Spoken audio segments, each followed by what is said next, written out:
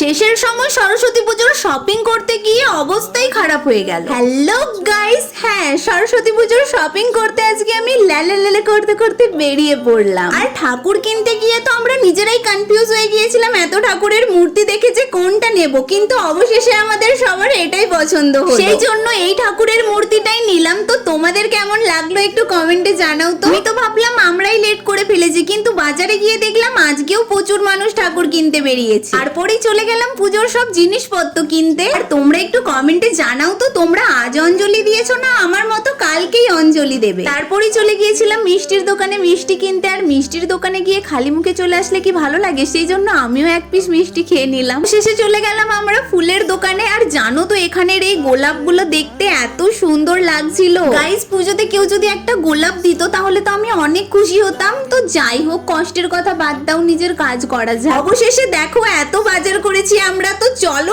এখন আমি এই সব জিনিসপত্র নিয়ে বাড়ি যাই। তোমরা ভিডিওটাতে একটা লাইক দিয়ে দাও, পরের ভিডিওর জন্য সাবস্ক্রাইব।